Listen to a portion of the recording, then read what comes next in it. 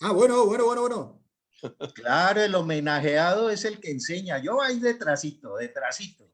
Bueno, pues ya estamos transmitiendo en Facebook Live. Vamos a iniciar nuestro tercer foro de acceso a la justicia.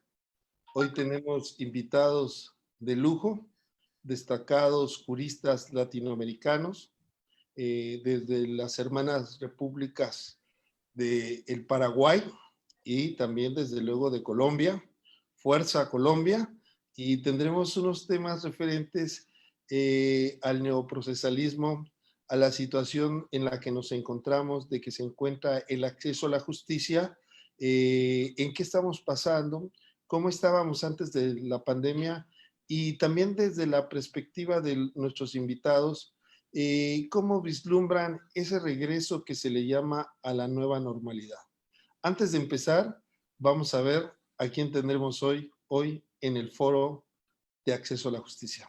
Adelante, Daniel, por favor.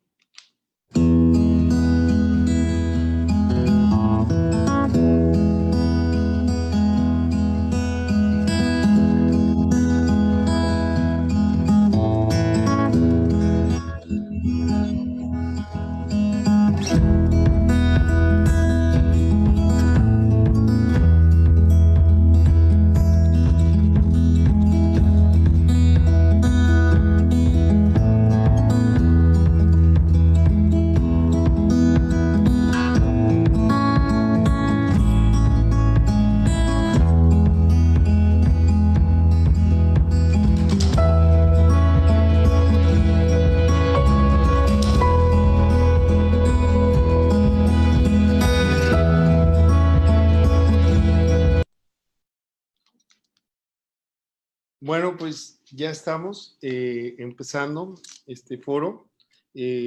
Agradecemos a todos los que nos acompañan. Les decimos, como siempre, que pueden participar haciendo sus preguntas, ya sea anotándolas aquí en el chat del Zoom o a través de Facebook Live.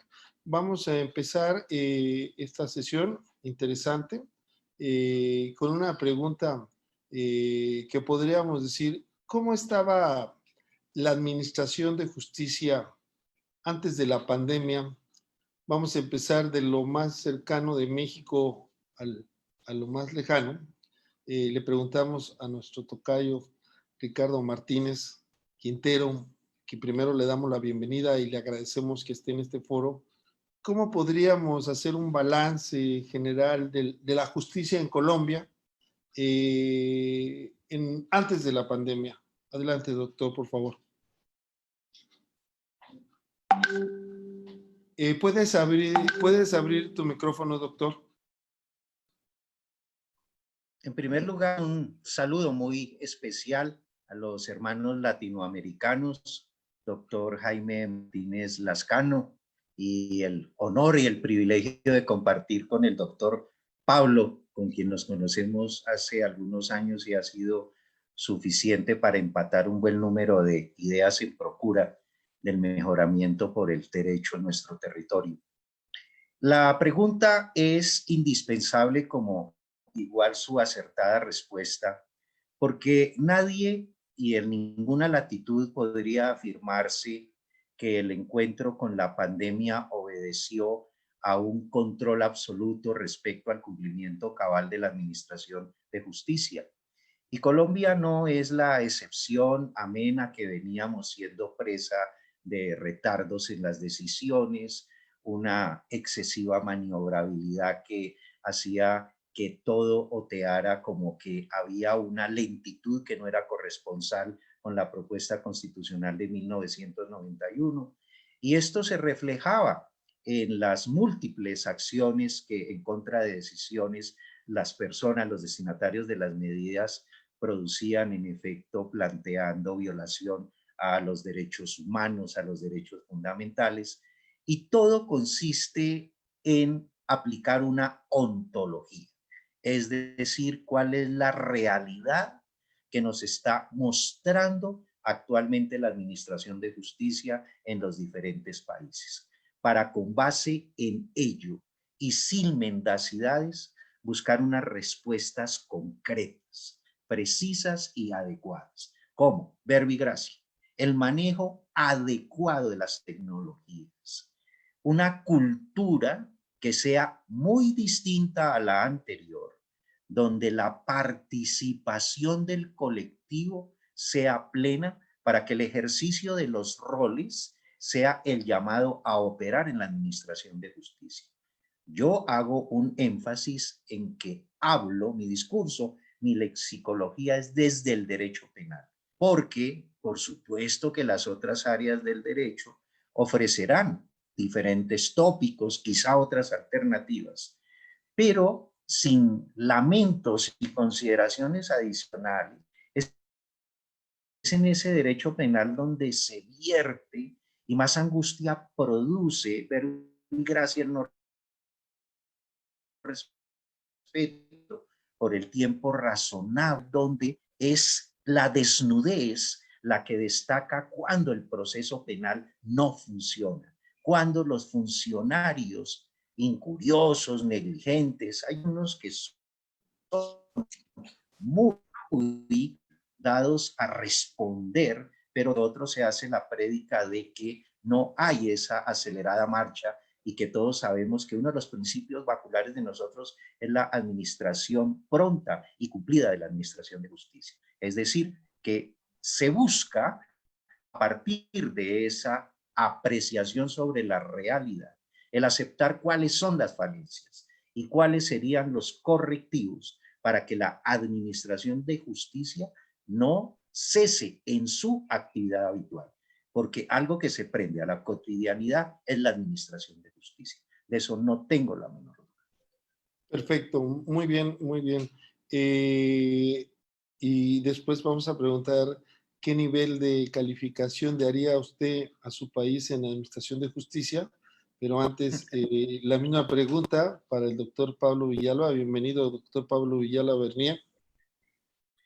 Bueno, antes que nada, un saludo muy cordial a todos los cibernautas. La verdad que es un placer compartir con la SECOCICE y con la Universidad Autónoma de Chiapas esta posibilidad de estar en contacto con los amigos latinoamericanos, con los amigos mexicanos fundamentalmente, pero la verdad que este sistema de virtualidad ha permitido que podamos estar mucho más fusionados, mucho más unidos que antes, incluso porque la verdad que en los últimos tiempos, con todas estas perspectivas, prácticamente estamos semana a semana en contacto con los diversos amigos del foro académico. Un poco respecto a la pregunta que se hacía, es una cuestión, a ver, yo creo que es un poco tratar de describir el derrotero que funciona. Desde hace mucho tiempo venimos tratando de bregar, sobre todo en materia del sistema de justicia latinoamericano y en el caso mío de Paraguay, tratar de esta transformación de lo que implica todo el quehacer judiciario.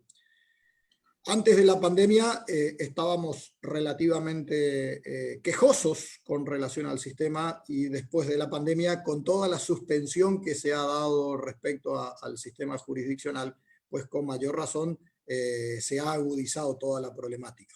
Creo que ha dado un poco en el clavo el doctor Ricardo, a quien le doy un afectuoso saludo. Siempre nos toca estar en los foros, distintos foros, debatiendo ideas y la verdad que siempre es muy congratulante su presencia y un afecto desde la distancia. El punto es que ha tocado dos temas que me parecen fundamentales. Por un lado, el tema de la tecnificación del proceso, que creo que en algún momento va a tener que llegar y hoy día esto que estamos haciendo es prueba de que se pueden realizar procesos jurisdiccionales con la incorporación tecnológica. Y el otro aspecto es un poco denotar este sentido de gestión judicial que creo que cada vez que nos toca dar una charla respecto a esto lo tenemos que citar. A ver, si nosotros verdaderamente no incorporamos tecnologías a los distintos medios procesales, no vamos a comenzar a solucionar la problemática. La tecnología utilizada, que esa tecnología incorporada al quehacer jurídico de manera racional otorga grandes beneficios al sistema, pues deberíamos pensar muy seriamente cómo hacer para incorporar pero que no sea una incorporación de papeles o que no sea una incorporación de normativas, sino que efectivamente sea una incorporación que pueda ser encarnada por toda la comunidad jurídica para que esto se plasme en beneficios del sistema. Y el otro punto que es muy fundamental es el tema de la gestión judicial. Nosotros siempre hacíamos un avance de los diagnósticos del por qué la justicia estaba tan mal en mi país y luego al salir nos dimos cuenta que en Latinoamérica pasa exactamente lo mismo, con honrosas excepciones. Creo que podemos citar algunas excepciones en materia del proceso civil uruguayo y en materia del proceso civil costarricense y no muchos más.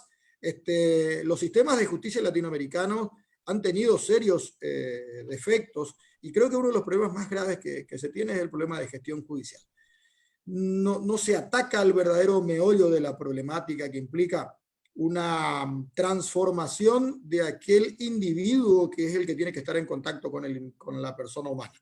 Esto significa, nosotros si realmente queremos tener una transformación del sistema de justicia, vamos a tener que tener los gestores que sean capaces de llevar a cabo esta transformación. Esto implica una mayor contracción al trabajo, un mayor tiempo dedicado a la capacitación de aquellos gestores del quehacer judiciario, que no vamos a tener otra salida más que hacia esos niveles. ¿Por qué? Porque de continuar de la manera que lo estamos haciendo, pues simplemente los problemas se van a ir agudizando, la masificación del servicio continúa siendo cada vez más importante y eso hace de que las soluciones que puedan darse desde el espectro jurídico no sean suficientes, teniendo en cuenta que a veces la problemática supera con creces la posibilidad de solución que se tiene dentro de los distintos mecanismos de litigación. Entonces, dos cosas fundamentales. Una, incorporar tecnología.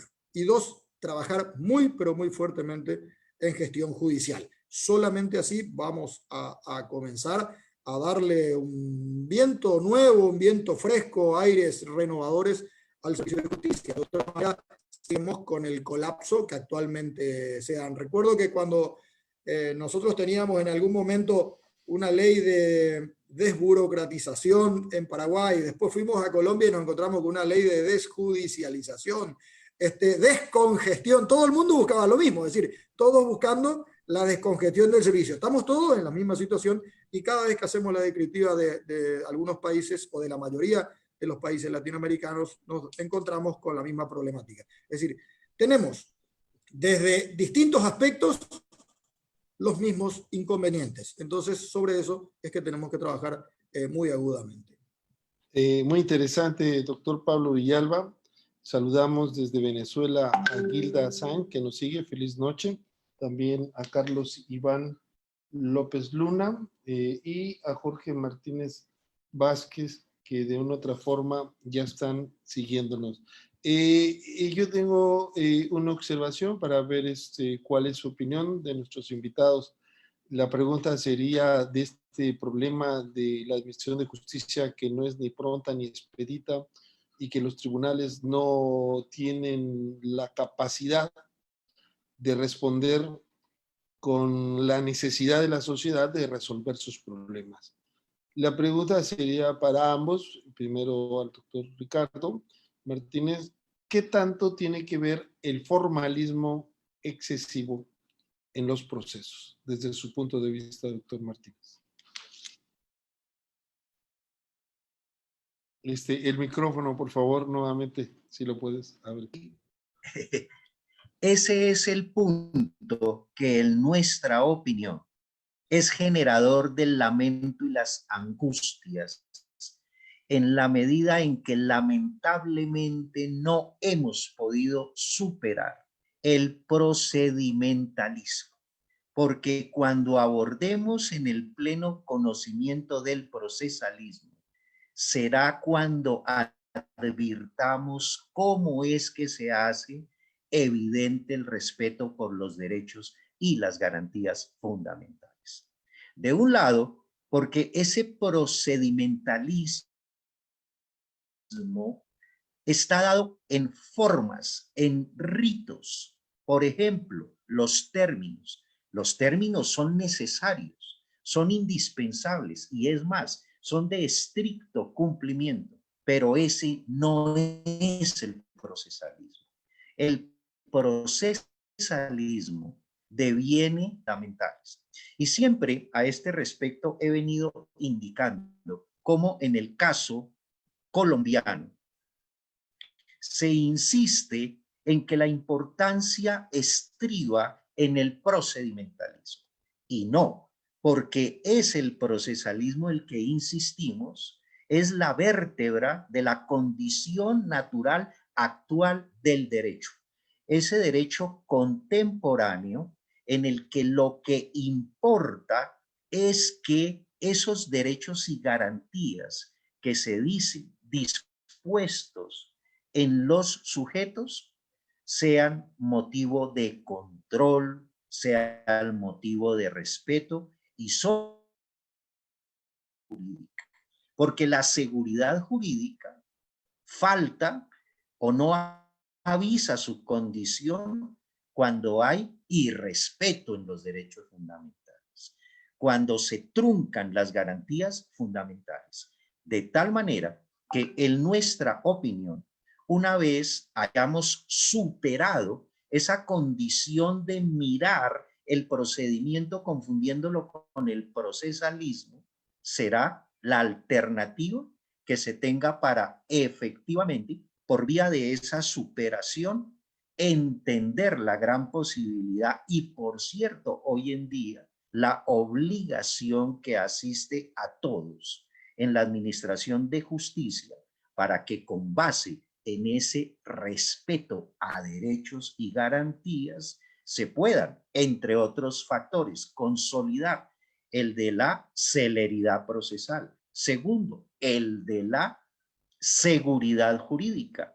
Y en tercero, en el que también han de campearse las diferentes alternativas en virtud de las cuales la colectividad participa activamente en la administración de justicia. Los que en algunos países se llaman los mecanismos, en otros las metodologías alternativas en la solución de los conflictos, porque ahí es donde está otro de los elementos que terca y casi que recalcitrantemente muchas personas no admiten como válido cuando pensamos que es uno de los progresos de la humanidad, en punto a que árbiter no siempre es un juez. Árbiter son las mismas personas que buscan fomentarse a través del diálogo, del juicio dialógico, la solución a esos problemas y a esos conflictos que ellos libremente crearon. De tal manera que en ese orden, indudablemente, el formalismo afecta por una falta de procesalismo. Y finalmente, porque esto lo decimos con un cierto escozor y amargura, en la academia, que es nuestra fecunda y próspera, pues como ámbito nos facilita el ejercicio de estas terapias, no se ha querido aceptar el contenido de la importancia del procesalismo en detrimento del procedimentalismo. En Colombia ocurrió algo muy particular a propósito de la implementación del sistema penal acusatorio, en tanto que para la propaganda y la publicidad altiva que se le dio, se vincularon a todas las universidades, dándole el carácter merecido. Pero eso fue una experiencia quimérica, muy pasajera, muy trashumante, porque hoy en día la que más alejada está en la materialización de ese sistema penal acusatorio, paradójicamente, es la academia, porque únicamente la academia es la que puede brindar esas herramientas a quienes ulteriormente serán los jueces, los magistrados, el Ministerio Público, la Fiscalía, etcétera. Todos esos y en sus órdenes encargados de hacer posible y viable esa función pública que es la administración de justicia. De hecho, excelente, en nuestro medio, constitucionalmente, eso es la administración de justicia, una función pública que tiene dentro de sus más insustituibles e innegociables esquemas axiales el de ser pronta, cumplida, para que el artículo segundo en nuestro medio, que es el de los fines esenciales del Estado, se cumpla, entre otros, ese específico, administración de justicia, y en segundo lugar, convivencia pacífica. Excelente, muy bien, mi querido doctor Ricardo Martínez Quintero. Nosotros hemos realizado este foro, que es permanente, que lo hacemos cada 15 días, porque cuando hablamos de los derechos humanos decimos que el acceso a la justicia es el derecho humano más importante, porque es el que garantiza todos los demás derechos. Desde esa perspectiva, desde luego, también se considera siempre la vida, la salud, la integridad. Y nuevamente vamos hasta la hermosa República de Paraguay, casi cerca de Argentina, ya en Encarnación, antes de la frontera, ¿no? Doctor Pablo Villalba Bernier, ¿cómo ve? Estamos llenos de formalismos. ¿Podríamos depurar el proceso quitándole esos requisitos que muchas veces ahorcan el derecho sustantivo? Y como bien lo ha manifestado el doctor Ricardo Martínez, es necesario cumplir con los parámetros de justicia pronta y expedita, porque hay un refrán italiano que dice justicia dilatada, pues no es justicia, ¿verdad? ¿Qué tanto el formalismo campea ya por Paraguay, doctor? Es un poco un resonar casi uniforme en todos los sistemas jurídicos latinoamericanos, este grave el excesivo ritual manifiesto.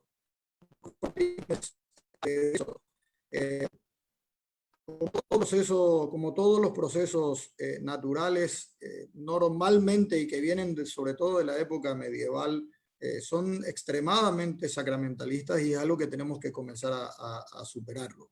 Bien lo decía el profesor Ricardo, creo que hay que hacer una diferenciación pero muy importante entre procesalismo y el procedimentalismo.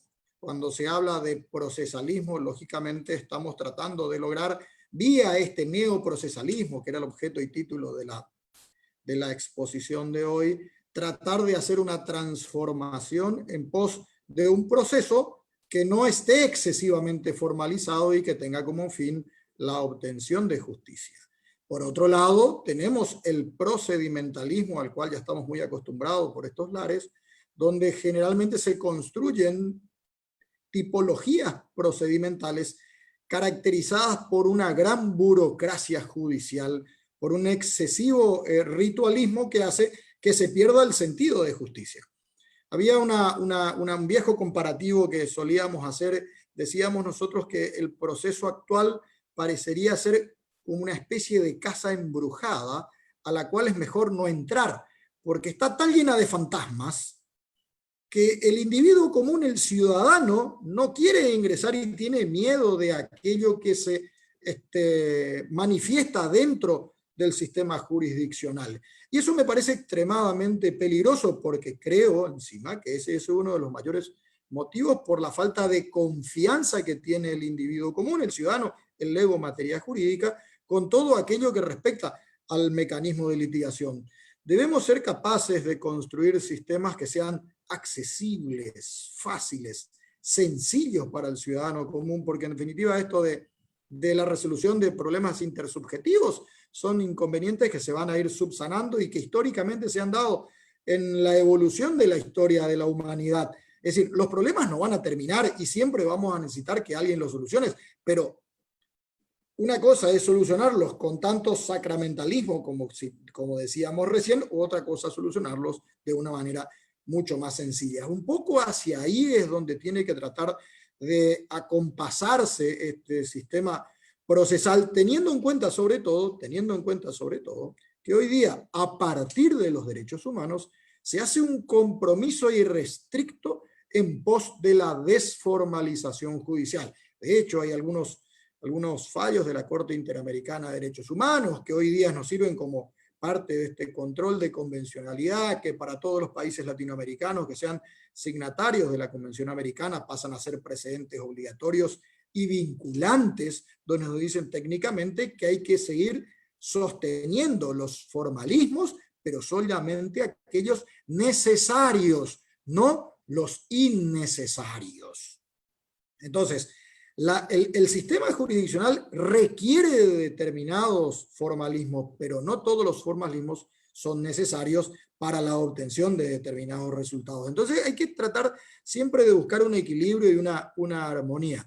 No un proceso totalmente desformalizado, pero sí un proceso que tienda a la sencillez, cosa que el ciudadano común pueda comenzar a inmiscuirse en la cosa jurídica de manera fácil y no en esto que parecería ser hoy solamente reservado para un gurú, para los gurúes especiales en el ámbito jurídico, que lo único que terminamos es, parecía que estamos manejando cuestiones de ocultismo, más que la situación de una mera resolución de conflictos, que es la que debe llegar de manera simple y sencilla al ciudadano común. Desde hace tiempo atrás, nosotros venimos diciendo, el sistema tiene que desformalizarse. El sistema jurídico no puede seguir con los cánones de antaño. De modo que si es que le agregamos gestión judicial, si le agregamos desburocratización y si le agregamos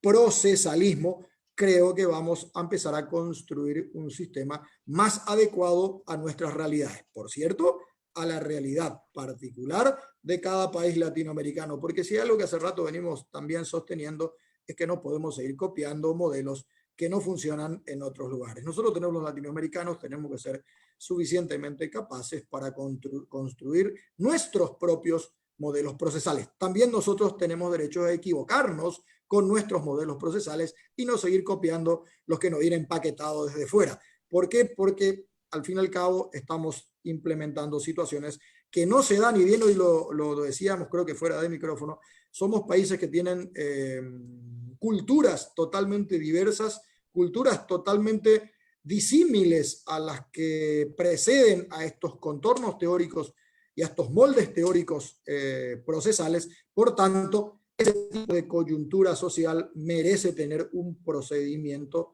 totalmente ajustado a esa idiosincrasia, a esa realidad, que por cierto es particular de cada uno de los países. No es la misma realidad la que tiene Paraguay, la que tiene Colombia o la que tiene México. Entonces todos debemos ser capaces de construir sistemas procesales adecuados a nuestros contornos territoriales y a nuestras culturas muy propias, por cierto. Muy bien, doctor. Saludamos a Marta Ruth Flores Constantino. También saludos a Lisbeth Catarine, que nos saluda también ella desde República Dominicana. Saludos a Galaxy, no sé si sea su nombre de batalla. Dice, acá en Chiapas se han detenido muchos procesos jurídicos por la pandemia, pero no así los cobros de impuestos, donde ahí sí se utiliza la tecnología para realizarlo sin necesidad de ir físicamente a la oficina correspondiente. Es decir, podemos pagar los impuestos vía línea, pero no podemos tener acceso a la justicia plena vía línea. Gracias, doctores, por el tema. Y yo tengo unas preguntas bomba. Bueno, la siguiente pregunta, fíjense, hemos estado hablando del proceso, del instrumento, ¿no? Que debe ser ágil, que no debe tener formalismos exagerados, solo los necesarios para dar seguridad, pero vamos a hablar de los actores, ¿no? Doctor Ricardo Martínez Quintero, ¿cuál sería, desde su perspectiva, el modelo actual de lo que debe ser un juez? Adelante, doctor, y abra su micrófono, por favor. Esta pregunta es fascinante, como espero sea la respuesta. Y hay una frase por la que siempre indaga en nuestro saludo el doctor Pablo, que instrumentalicé hace un par de años en nuestro Congreso Internacional de Derecho Procesal Constitucional, en el sentido de que para nosotros el juez no debe llevar la toga, sino la conciencia limpia y tranquila para aportarla de acuerdo con los cánones de la verdadera administración de justicia. Y creo que en esa frase se involucra todo esto ese aspecto tanto axiológico como deontológico, de donde surge clara la idea que juez no puede ser cualquier persona. En mi opinión, el juez debe reunir por lo menos los 4 siguientes requisitos que son innegociables, son intransferibles, son intuito personae. El primero, la formación que se recibe única y exclusivamente en el hogar. Esa que deviene filial, de hermandad, de fraternidad. En segundo lugar, la educación, esa que recibimos desde el prekinder hasta el PhD. Esa es la educación y que por supuesto debe ser exigente, no cualquiera, de altísima exigencia. En tercer lugar, la vocación, el que me sepa a sí mismo, entendido y comprendido con esa capacidad para poner mis fuerzas intelectuales, físicas, afectivas, emocionales al servicio de un Estado, cumpliendo esa función pública sagrada llamada administración de justicia material. Y finalmente, la convicción, esa convicción que blinda al sujeto para que sea seguro, fiable, considerado en sí mismo como de un patrón conductual, para que supere todos aquellos riesgos que devienen del ejercicio de la administración de justicia, porque un juez no puede ser temeroso, timorato, contrario a ello, valeroso, digno, firme, gallardo y sobre todo empatado en su función respecto de ese juramento que hizo. Un primer juramento que se hace, ¿cierto, doctor Pablo? En la universidad, en el aula. Ese primer juramento que después se complementa cuando juramos ser jueces, cuando juramos ser magistrados, cuando juramos ser fiscales, es decir, cuando juramos ser hombres aprestos y dispuestos a la administración de justicia. Y finalmente, eso es lo único que pienso da credibilidad y confianza a la ciudadanía, porque una de las falencias y precariedades en nuestro medio latinoamericano es ese. Lamentablemente, el grado de confianza y de credibilidad de la ciudadanía con respecto a sus jueces es tan baja que muchos expertos en el análisis de las encuestas han considerado realmente que hay unos nuevos espacios donde se debe buscar la delincuencia, no como antes. Y por eso hay unos innombrables hechos que atraviesan como una daga llena de veneno a esa administración de justicia, cuando son los mismos jueces los que dan el peor ejemplo acerca de ese deber ser que, insistimos, lleva íncita la administración de justicia. Y finalmente, porque, y en eso quienes hemos tenido ocasión de gobernar procesos académicos, la verdadera calidad está en ese amor que se siente por lo que se hace. Es decir, que cuando a mí se me pregunta qué prefiero, si ser sembrador o recolector, siempre se diga sembrador. Porque un juez, cuando hace jurisprudencia, cuando hace doctrina, cuando comenta, cuando dialoga, está sembrando. Y esa siembra en beneficio de quién? De la sociedad. De esa sociedad que se sabe protegida porque sus jueces, sus gobernantes dan ejemplo. Porque esto no es hipótesis. esto es real, esto es cierto. Y de ahí que aseveremos y lo sigamos haciendo esa tónica necesarísima del vínculo entre lo axiológico y lo deontológico, que es lo verdaderamente antropológico y exigido al ser humano que administra justicia. Porque es que administrar justicia no debe ser una fuente de empleo. Administrar justicia es, repito, la entrega del sujeto que se sabe en consideración válida desde sus adentros como una posibilidad para que los demás confíen y crean en la administración de justicia. Lo demás deviene adicional, es marginal, es complementario, pero pienso que con esos 4 elementos encontraremos siempre un buen juez, es decir, no el que lleva la toga, sino el que la porta con dignidad, porque tiene su conciencia limpia y tranquila, y por consiguiente es un juez incomparable, es un juez lúcido, limpio, transparente, impoluto, longánimo, un verdadero juez. Parece que es un partido de fútbol y le mandé el pase que usted necesitaba. Usted la detuvo, jugó con ella y metió un golazo. Excelente, excelente disertación. No. ¿Qué más se puede decir después de esta bella exposición?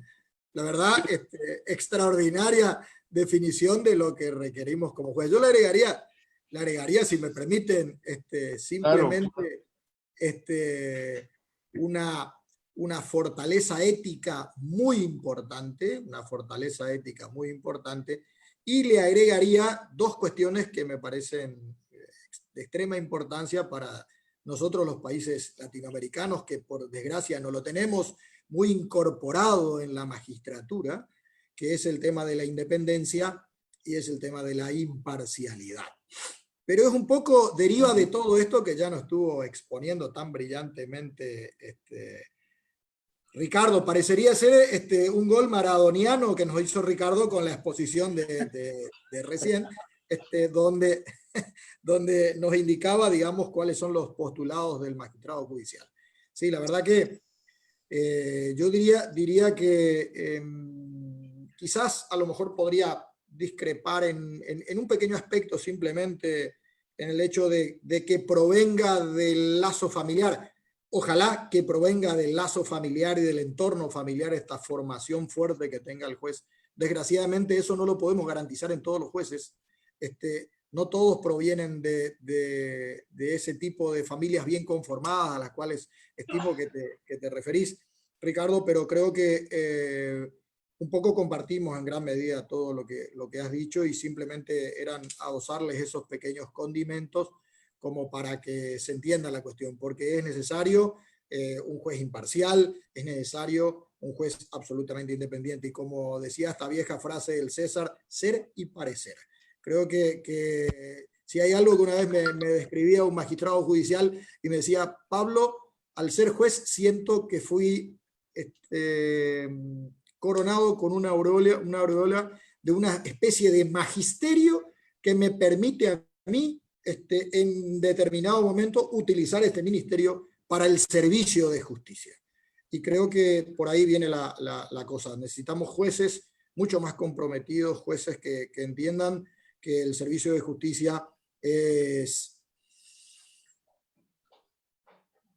verdaderamente tratar de que en nuestras sociedades este valor axiológico, filosófico, teórico se termine cumpliendo y que no sea una mera declamación lírica como generalmente suele ocurrir. Bueno, doctor Pablo Villalba, le voy a mandar un pase para que usted también meta su gol.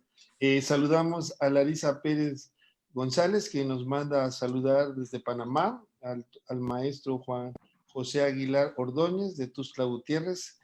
Un placer como siempre. Y ya que magistralmente, como también se ha dicho por el doctor Pablo Villalba, agregando algunos comentarios, ha descrito el modelo de juez y que la vida es asimétrica, ¿verdad? No quiere decir que los que no han tenido la fortuna de pertenecer a una cuna X no puedan superar eso, ¿verdad? Pero doctor Pablo Villalba, ahora, ¿cuál sería el modelo de lo que debe ser el abogado? Qué bueno. La verdad que es una pregunta extraordinaria, daría para una conferencia. El abogado debe ser una persona fundamentalmente preparada, tiene que tener capacitación. La capacitación en el profesional nunca termina, siempre tiene que estar actualizado, siempre tiene que ser, tratar de visualizar la problemática en los demás y tratar de ser ecuánime, justo, equilibrado, no propender a la litigación. Y esto es algo que en mi cargo de decano siempre lo suelo decir a los alumnos. El abogado no tiene que propiciar conflictividad, sino que el abogado tiene que tratar de solucionar los inconvenientes, de ser posible, antes del inicio de la función jurisdiccional. Pero si hay algo que tiene que caracterizar al abogado es ser respetuoso del mandato que se le otorga en el ámbito jurisdiccional. A ver, nosotros somos auxiliares de justicia. Es muy difícil para un abogado, y esto lo suelo decir también muy asiduamente, ser justo. El abogado que es justo, digamos que está un poco errado dentro del contorno de lo que implica la justicia. Al juez se le pide ser justo. El abogado debe ser ecuánime con el posicionamiento jurídico que tiene que defender. El abogado tiene que ser sobre todo ético, con una forma de proceder jurídica, pero debe ser ético sobre todo con el cliente. Tenemos grandes inconvenientes porque los profesionales entienden que esto parecería ser que es un mercado, es una especie de mercado persa donde lo más redituable es la litigiosidad. Y al contrario, nosotros deberíamos colaborar para esta descongestión y no en pos de la litigación. Creo que un poco por ahí vendría la cuestión, pero básicamente un profesional tiene que estar actualizado, un profesional tiene que estar comprometido con los problemas sociales y tiene que ser un profesional que esté fundamentalmente en favor de la defensa de los intereses de su cliente. Ya, si el abogado cumple con esos roles, ojalá que encontremos un buen juez para que este juez, dentro del marco de justicia, resuelva el conflicto. A veces va a resolver a favor y a veces va a resolver en contra, pero nosotros tenemos que ser capaces de ir a dormir tranquilos luego de haber cumplido nuestra labor en pos de la defensa de los intereses de nuestros defendidos. Excelente, doctor. Hay un libro que se llama Las nuevas fronteras del derecho procesal, que es del doctor Pablo Villalba Bernín, que escribió hace tiempo, hace 6 años. Entonces, yo les preguntaría a nuestros expertos invitados, ¿cuáles serían desde su perspectiva? Ya hemos dicho que el uso de la tecnología, estar mejor preparados los abogados, los juzgados, pero ¿cuáles serían los elementos fundamentales que tendríamos que realizar para reanudar la función de la abogacía, reanudar la administración de justicia en este tiempo que nos ha tocado vivir de pandemia? Doctor Ricardo Martínez, ¿qué tendríamos que hacer desde su perspectiva? ¿Cómo lo visualiza? Admito como válido, en primer lugar, la aceptación de una realidad, porque es una realidad que por primera vez nos acoge, nos vincula y nos integra a todos como raza humana. Es decir, la especie humana está siendo sometida a este crucial ejercicio dentro del que fluyen todas esas obligaciones, pero también derechos en cabeza de cada uno de nosotros como ciudadanos, independientemente del país del que seamos natales.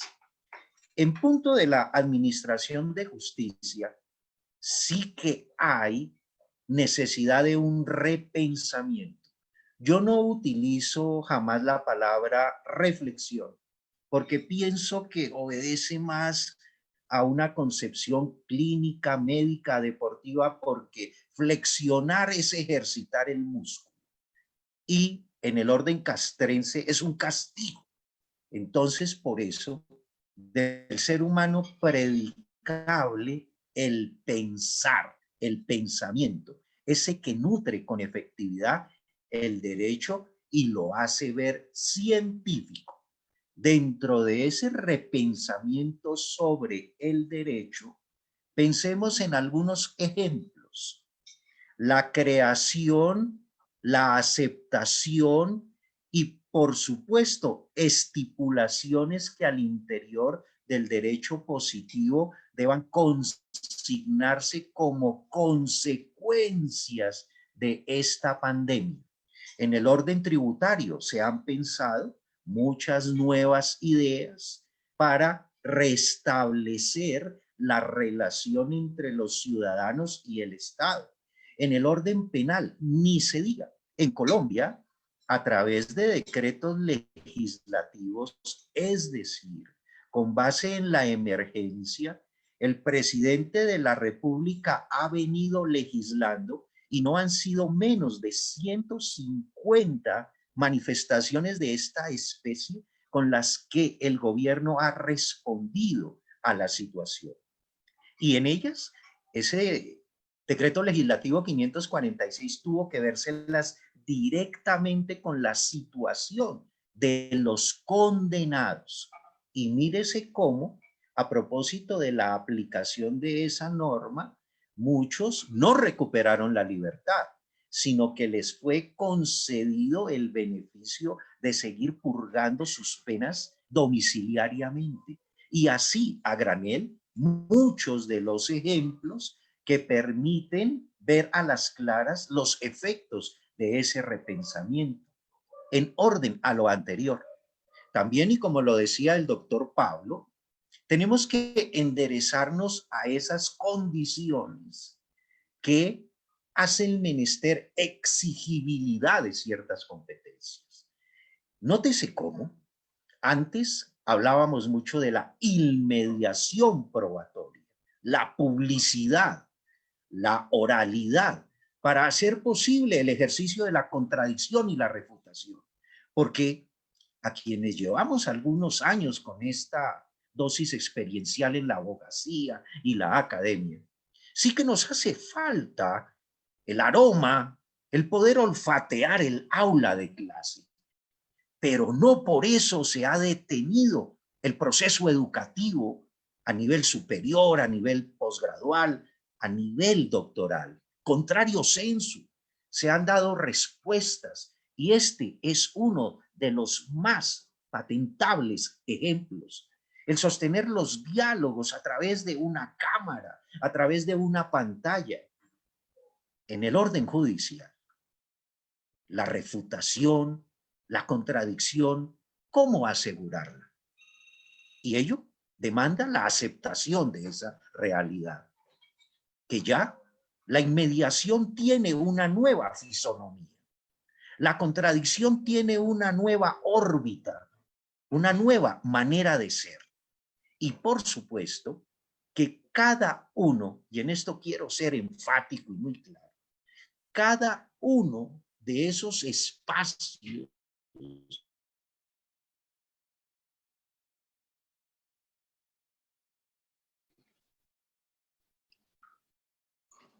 No sé si se nos fue el profesor.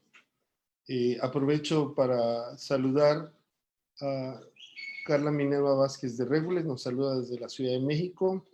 Luego pregunta a Juan José Aguilar, doctor Pablo, un abogado que no domina el amparo. Bueno, el amparo es una figura mexicana. Aquí le preguntaríamos más que nada al doctor, ¿cuál sería la similitud del amparo? Un medio protector allá en Paraguay, doctor. Sí, bueno, un poco siguiendo la línea que venía desarrollando recién el profesor Ricardo, más allá, vuelvo a la pregunta en forma Sí, posterior. sí, por favor. Me interesa mucho que comencemos a entender que hoy esta cuestión del COVID, esta cuestión de la pandemia, de la emergencia, nos está invitando a analizar muy fuertemente que nosotros solemos llamar la necesidad de un nuevo contrato social. Un nuevo contrato social que deberá llegar al ámbito procesal, partiendo de las esferas superiores, donde fíjense que se da una situación muy, muy clara hoy en prácticamente todos los países, donde surge el principio de igualdad, todos somos iguales ante la pandemia, donde surge el principio de solidaridad, no podemos salir solos adelante de esta pandemia, y también surge la necesidad de una gran cooperación. Entonces, fíjense cómo se dan tres principios que comienzan a tener un apuntalamiento muy, pero muy interesante dentro del contorno constitucional primero, pero que en definitiva en algún momento, a través primero del neoconstitucionalismo y a través en forma posterior de lo que nosotros denominamos el neoprocesalismo, deberá llegar en algún momento hasta el derecho procesal, que nos invita técnicamente a la construcción de un nuevo proceso, que por cierto va a ser un tema mucho más ambicioso, donde se va a tener la necesidad de chequear los mandatos de justicia constitucional, los mandatos de justicia convencional, para que lleguen al orden procesal. Entonces, hoy día se ve la necesidad de un orden procesal mucho más proteccionista de derechos fundamentales o de derechos humanos, y que esencialmente están pregonando nuevos paradigmas que vamos a tener que comenzar a encarnarlos para que se puedan plasmar en los distintos órdenes jurídicos. A ver, esto un poco era dando seguimiento a lo que había comenzado a responder respecto a lo anterior, a lo que había comenzado a responder el profesor Ricardo. Puntualmente a lo que preguntaba el amigo mexicano, nosotros tenemos en Paraguay un amparo restringido, no tenemos el amparo amplio que tienen en México, que por cierto en Colombia se le denomina acción de tutela. El amparo restringido que nosotros tenemos es una vía, hasta si se quiere supletoria, hasta si se quiere residual, donde amparo prácticamente es un proceso constitucional, pero que solamente se da cuando no tenemos una vía con la cual solucionar la problemática legal. Vean ustedes que estamos inmersos dentro de un procedimiento extremadamente legalista, es decir, solo cuando el código no da una solución podríamos plantear el amparo constitucional. Recuerdo cuando estábamos en una oportunidad, habíamos ido y estuvimos en Turín en una reunión donde, por cierto, estaba el profesor Zagrebelsky, nos decía una profesora de Derecho Constitucional: ustedes hace rato en Latinoamérica tienen un tercer modelo de control de constitucionalidad. En aquel momento, cuando nos decía esto la profesora, nosotros abríamos los ojos de manera grande, queriendo saber hacia dónde iba la profesora. Por un lado está el control concentrado de constitucionalidad, que se lo debe a Kelsen, luego el control político de constitucionalidad, que le debemos a los franceses, está el control difuso de constitucionalidad, que se le debe a los anglosajones, y nosotros en Latinoamérica hace rato tenemos el control híbrido, el control mixto de constitucionalidad, que se da a consecuencia de esta creación genial que se plasmó en algún momento en la Constitución de Yucatán por Manuel Crescencio Rejón en 1948, donde comienza a crear el amparo. Fíjense que a partir del amparo mexicano, el proceso constitucional prácticamente pasa a manos del juez, porque el amparo, si analizamos el origen, tiene un direccionamiento en favor de que sea el juez de primera instancia el que vaya a resolver este proceso constitucional de amparo. Entonces, deberíamos nosotros reflexionar seriamente si ya desde hace mucho tiempo atrás no hemos construido este amparo. Ahora bien, respecto a la pregunta técnica, nosotros no tenemos el amparo amplio que sí en México, donde todos tienen la posibilidad por ejemplo de levantar amparo, nosotros tenemos un amparo extremadamente restringido. nuestro rol de constitucionalidad. Bien, muy bien, muy bien. Estamos, quiero saludar, gracias por tus palabras, César Castillejos de Paz. Me saluda maestro Alfonso, le envío un saludo afectuoso con mi aprecio de siempre y le recuerdo en la academia a usted siempre impulsando la cuestión procesal y felicidades por impulsar al SECOCICE. La maestra querida Karen Ferroviario, buenas tardes, te saluda desde Chiapas. Ella es de California, pero ya es más chiapaneca que yankee. Saludos, profesora.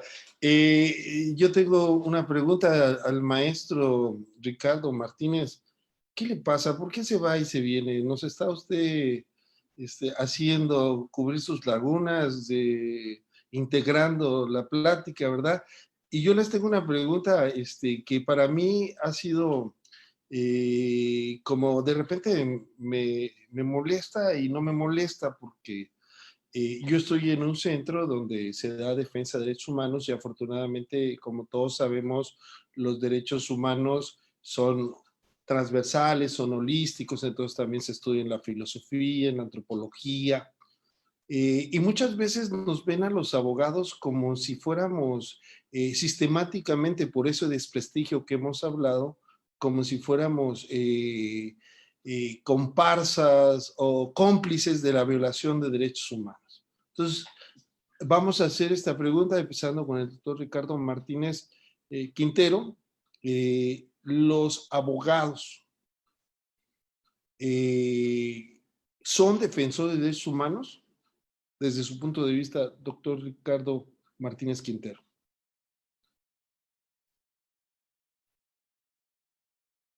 Los abogados debemos ser defensores de los derechos humanos y por una razón sustancial e inevitable. En mi opinión, el texto constitucional, del cual muchas de sus aristas compartimos en Latinoamérica, es netamente procesal.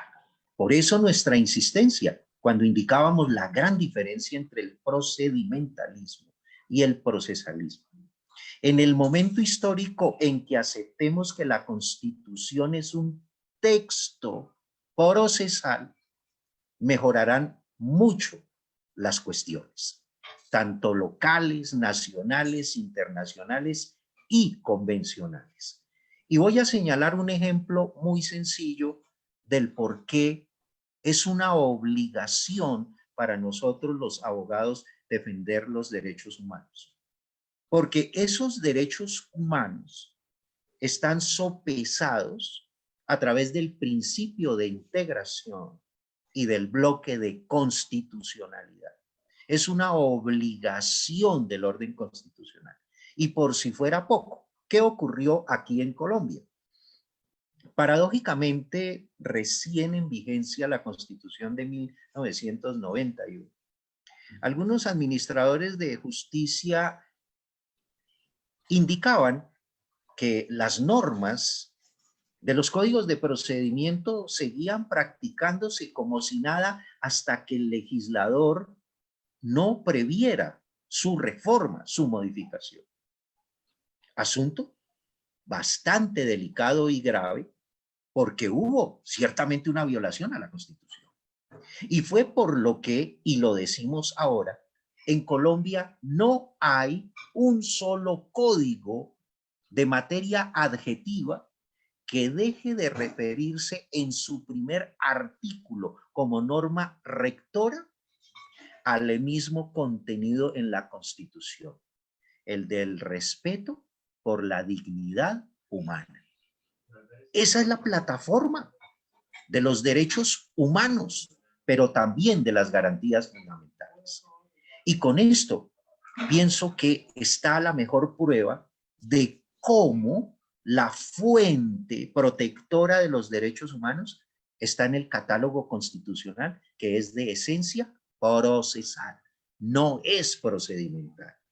Dígase además que muchos países, no es la excepción Colombia, hemos resistido los fallos de la Corte Interamericana de Derechos Humanos por esa vista gorda que se le ha dado a temas de trascendencia que tienen que ver con los derechos humanos. Pensemos en el debido proceso.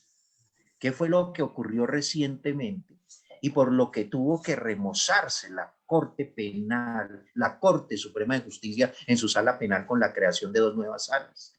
Porque no había segunda instancia respecto de procesos de única, donde sí era adjetivo el sujeto, pero por ser el sujeto adjetivo, no es permisible la violación de sus derechos fundamentales. Y es como ahora podemos, con esa prédica, poner sobre la mesa y esgrimido el tema de cuál la falencia y sus efectos cuando no son respetados esos derechos humanos a partir de la lectura lenta, porque a la Constitución hay que hacerle filología, no lectura repetitiva, porque además, y en eso estamos totalmente de acuerdo con el profesor Pablo, el administrador de justicia, como el litigante, debemos ser creadores de derecho. ¿Quién puede negar esa naturaleza en los litigantes si son los que llevan a los despachos judiciales los casos sobre los cuales habrá de vertirse la decisión? Los litigantes son arquitectos de derecho. Todos los casos que llegan a sede de casación, ¿dónde tuvieron su origen? Hay que revisar eso, los antecedentes. Es que los antecedentes en un proceso no es repetir lo que dice el primer auto, es untarse del pasado de una realidad que se está cuestionando y por eso la importancia de la decisión.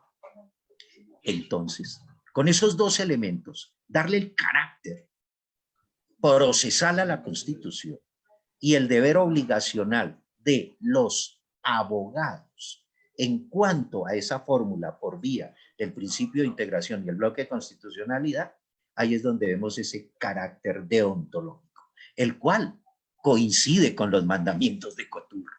Porque es que en los mandamientos de Couture, porque a veces también pensamos que ser abogado moderno es dejar de leer esas piezas que son sustanciales, que fueron las que le dieron vida y están haciendo posible que ejercicios como este se hagan, donde podamos platicar, porque no necesariamente lo viejo es malo, al contrario, con base en lo viejo es que construimos lo nuevo. Y ahí es donde está ese neoprocesalismo, una nueva visión sobre lo que es realmente el proceso, con sus sujetos, el ejercicio adecuado de los roles. Y para rematar, algo muy interesante y como siempre sabiamente planteado por el profesor Pablo, en punto a que ese abogado debe tener una empatía tal que aplique a cada instante de su vida el principio de la universalización. Ese planteado por Adela Cortina, en el sentido de tener la capacidad de ponerme sin sustituir al otro en su lugar, cuando éste tiene polémicas, litigios, intereses y los está defendiendo ante un tribunal de justicia. Eso sí que es fundamental. Y en últimas, el sistema penal acusatorio es eso, el desplazarse desde su propio ser, el juez, a lo que le dice el fiscal, regresar e ir a lo que dice la defensa y así sucesivamente. Ese es el principio de la empatía, que es fundamental en las nuevas maniobras del juzgamiento, donde el juez debe involucrarse en todo aquello que suasoriamente le abre el camino, no solo del consentimiento, sino también del convencimiento, que ese es un estándar probatorio innegable, pero que no se está manejando adecuadamente. Pero Sí, bueno, yo tendría muchas otras cosas para decir, pero creo que es suficiente porque me gusta más bien escuchar a Pablo. Ricardo Martínez, suelta el balón, por favor. Pásala, por favor. Compártelo. Bueno, nada más una respuesta rápida. La Corte Interamericana nos pregunta, no hace responsabilidades individuales, solamente hace responsabilidades para los estados.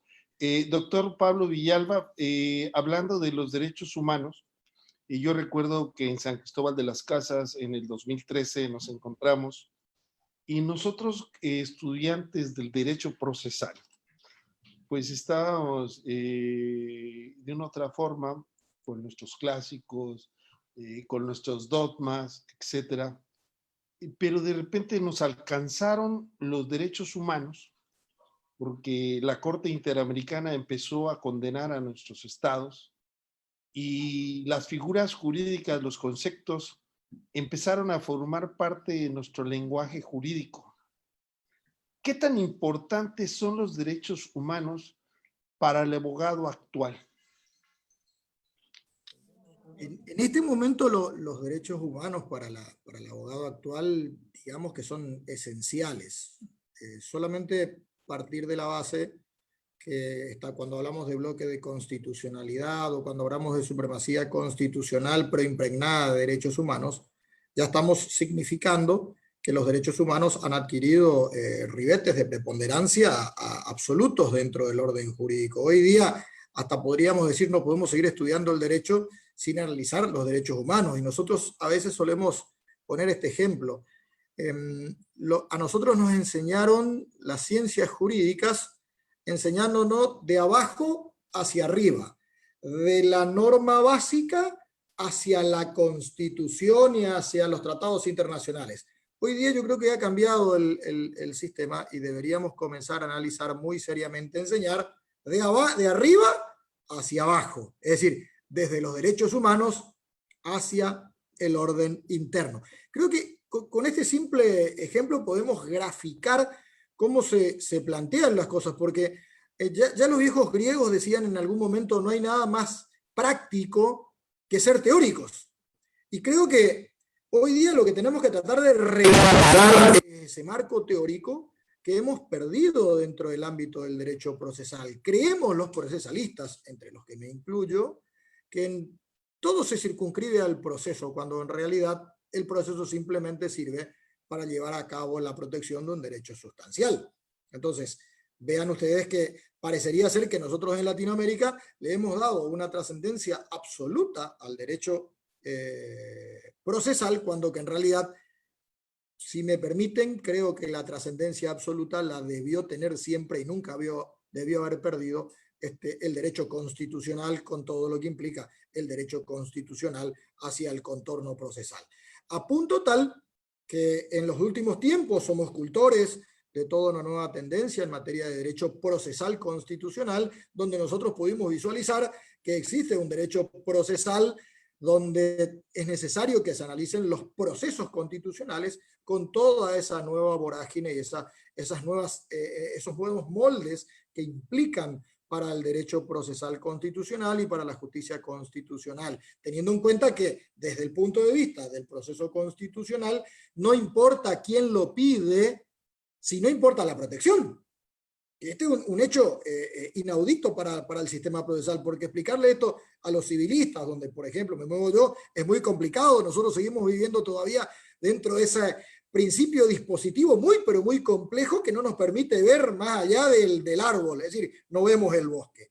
Entonces, en base un poco a todas estas ideas, en algún momento, y que de hecho ya lo he terminado, en algún momento lo voy a hacer público, digamos, un libro que se trata sobre convencionalidad y derecho procesal, es decir, cómo los derechos humanos afectan al derecho procesal en cada una de sus áreas, porque afecta a todo el estamento del derecho procesal. Es decir, hoy día estamos viviendo técnicamente una revolución de conceptos a consecuencia del control de convencionalidad, que nos invita a entender al proceso judicial sobre postulados de una superación del positivismo a ultranza con la cual fuimos educados casi todos, donde hoy nos dicen que los derechos humanos se concretan en clave de derecho natural y el orden interno se han concretado en clave de derecho positivo. Entonces, ¿cómo es esta cuestión?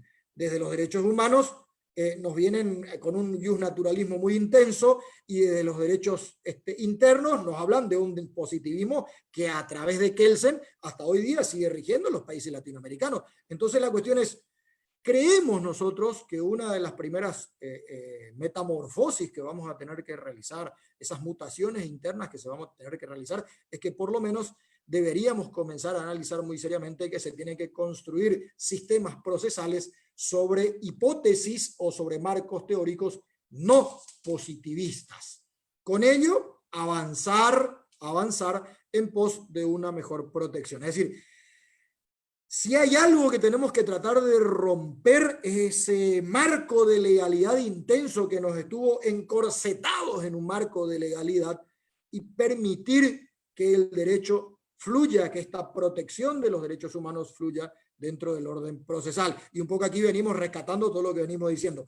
Que no se ahogue en los formalismos, que no se ahogue en tribunales, y que sea capaz de llegar a buen puerto en los distintos procesos jurisdiccionales. Entonces, un poco esto es para ir indicando toda esta relevancia que hoy tiene los derechos humanos, que a través de esta nueva doctrina del control de convencionalidad construida por la Corte Interamericana de Derechos Humanos, genialidad del profesor Sergio García Ramírez, el maestro mexicano, hoy está, digamos que, golpeando las puertas de todos los órdenes internos, invitando a una reflexión, invitando a una transformación de fuste, que es a la cual vamos a tener que amoldarnos todos los países latinoamericanos, sobre todo aquellos que somos parte del sistema interamericano.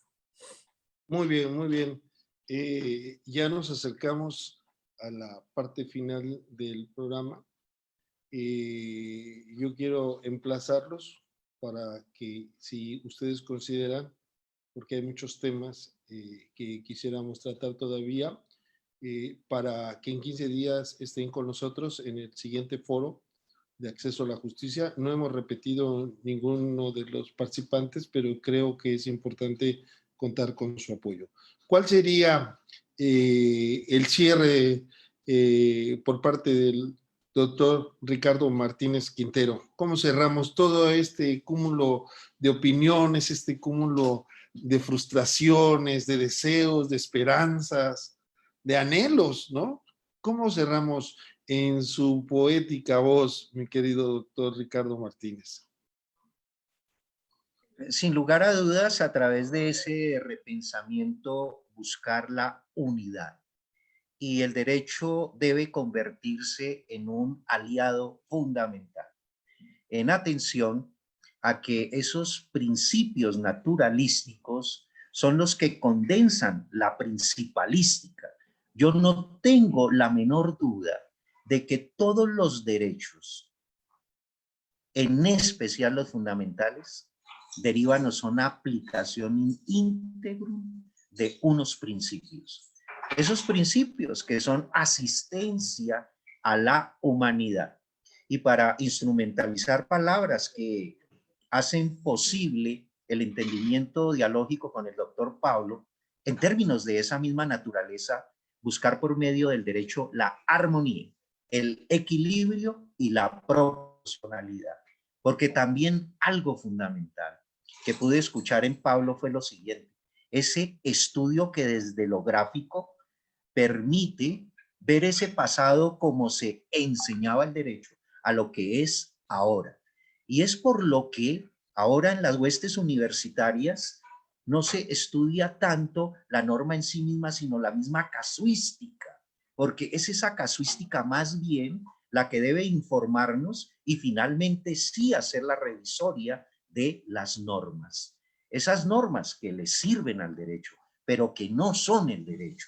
Y ya quedó demostrado cómo cuando se confunde la norma con el derecho, se producen las peores injusticias. Por suerte, que el llamado como una indicción no va a ser local, es universal, porque esto, por lo que estamos atravesando, es un común denominador, que si no hay juicio racional, las catástrofes. Las consecuencias serán aún de mayor letalidad, es decir, que aprestos con el derecho para buscar verdaderas y auténticas formas de justicia en las que cabemos todos, porque no hay que confundir la justicia, como lo venimos advirtiendo, con otras de las formas que como ritos o formalismos no dejan ver el fondo y el trasunto de ese derecho, que ahí es donde está la ciencia. Porque también hay algo fundamental y que quiero compartirlo.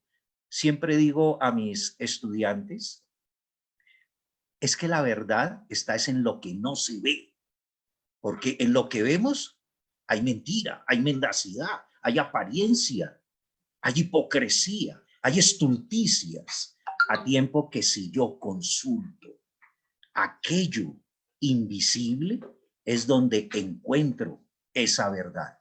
¿Cómo nos está atacando esto? Desde la invisibilidad, porque si se dejara ver, ya hubiéramos superado esto. Entonces hay que penetrar esa invisibilidad para lograr el triunfo, el galardón. Y esa es la tarea que tiene en este momento el derecho, para que deje de ser demagógico y sea definitivamente pedagógico y puesto al servicio de esa humanidad donde subyacen en el punto axial los derechos humanos y las garantías fundamentales a las que tanto llamado hemos hecho en este interesantísimo e inolvidable evento. Gracias al pueblo mexicano, al pueblo paraguayo, a los hermanos latinoamericanos y el eco que llega hasta el último intersticio de la tierra. Muy amable, doctor Martínez. No, muchas gracias. Realmente saludamos a Alexis González. Gracias por sus comentarios. Y voy a mandar el pase al doctor Pablo Villalba con jiribilla para que nos haga su cierre, para impulsar. Podríamos decir, doctor Pablo, con todo lo que se ha dicho, con toda la experiencia que nos ha tocado vivir en el ejercicio de la abogacía, que en Latinoamérica, tierra de desigualdades sociales abismales, hay una pandemia de injusticia ya por largo tiempo. Interesante pregunta. La verdad que sí, yo creo que sí, que hay a ver, esta gran desigualdad social que tenemos en Latinoamérica indudablemente conlleva a toda una problemática muy aguda, donde deberíamos pensar también muy seriamente si el servicio de justicia, este acceso de justicia, esta tutela jurídica efectiva llega a las capas de menor capacidad para asistir, para llegar hasta el servicio de justicia. Nosotros creemos que hay un gran sector, hasta si se quiere mayoritario, que casi no tiene acceso a la justicia. Entonces, y cuando tiene acceso a la justicia, tenemos sistemas públicos de defensorías públicas que funcionan residualmente y que desgraciadamente no asumen el rol que deberían asumir. Sí creo que Latinoamérica está en un proceso de crecimiento muy, pero muy importante, y quizás nosotros no nos demos cuenta, pero desde hace un buen tiempo a esta parte, y creo que es a consecuencia de este accionar tesonero, de este accionar innovador que está teniendo la Corte Interamericana de Derechos Humanos con la doctrina del control de convencionalidad, está invitando a que reflexionemos muy agudamente en todo lo que implica la transformación del derecho. Si los latinoamericanos somos capaces de darnos cuenta de esta problemática, creo que entraremos con la idea de construir ese nuevo paradigma, ese nuevo derecho, ese nuevo procesalismo que tanto necesitamos, que por cierto sea un procesalismo eficaz y que llegue a todos. Entonces, un poco para culminar, creo que la invitación es, como estamos en una virtualidad y en un ámbito tecnológico como es el que se plantea en este momento, digamos, que para comenzar a comprender la incidencia que hoy están teniendo los derechos humanos, creo que una cuestión fundamental es que vamos a tener que cambiarnos de chip. Es decir, fuimos formados con un chip, tenemos que cambiar nuestro disco duro, introducir otro chip con una visión totalmente distinta, con paradigmas nuevos, con marcos teóricos transformadores que implican que hoy en Latinoamérica nosotros también podamos construir nuestros propios modelos procesales que den augurios de satisfacción para toda esa ciudadanía que necesita. Entonces, un saludo muy, pero muy cordial a todos los que han participado de este evento, un agradecimiento al profesor Alfonso Martínez Lascano, con quien siempre estamos unidos en estos foros. Un saludo muy cordial, un abrazo fraternal, Ricardo, sabes del gran aprecio que te tengo. Este abrazo virtual a todos los hermanos colombianos, también a los hermanos mexicanos y a los hermanos latinoamericanos. Yo creo que hoy sí hay algo que hemos aprendido a construir, es esta gran república latinoamericana. Entonces, hoy día, a pesar de que estemos en lugares distantes, nos damos cuenta que cuando se producen este tipo de eventos, los problemas son prácticamente los mismos en todos los lugares. Entonces, hago votos para que podamos ser capaces de comenzar a construir podamos introducirnos ese nuevo chip que nos permita visualizar una realidad promisoria para nuestro querido continente. Un abrazo a todos. Perfecto, muchas gracias. Excelente tema, doctores. Los felicitan, Griselda Rodríguez nos saluda desde el Estado de México. Sanz nos dice, excelente hermenéutica jurídica de los ponentes. Patti, excelente tema. Entonces, como estamos a través de medios electrónicos, quiero hacer una notificación personal por este medio a nuestros dos colegas para emplazarlos a que en 15 días tengamos una sesión más. Quiero decirles que en este tiempo hemos tenido 3,660 visualizaciones en Facebook Live, que es un buen récord, y tenemos gente que nos está siguiendo. Esto se queda en la línea y invitamos a todos a seguir en este foro de reflexión, aunque la reflexión no es buena. Ya después nos dirá, es un castigo castrense, ¿no? Mañana tenemos, tenemos un programa que se llama Viernes de Derechos Humanos. Mañana tendremos a las 11 de la mañana al doctor José de Jesús Becerra Becerra Ramírez, ¿no? Él es director de la División de Estudios Jurídicos de la Universidad de Guadalajara, una de las universidades más prestigiosas de México, y estaremos hablando a las 11 de la mañana del constitucionalismo y los derechos humanos. También, de manera muy especial, los manda a saludar y nos manda a saludar a todos. No sé si lo conocen, el doctor Jaime Cubides Cárdenas, desde Bogotá, Colombia, desde la Universidad, creo, Católica de Colombia. Así que no me resta más que agradecer a todos, a nuestros panelistas, a todos los que nos han seguido en esta ocasión, e invitarlos mañana a continuar y nos vemos pronto en este espacio de la Universidad Autónoma de Chiapas. Buenas noches, hasta pronto amigos, bye.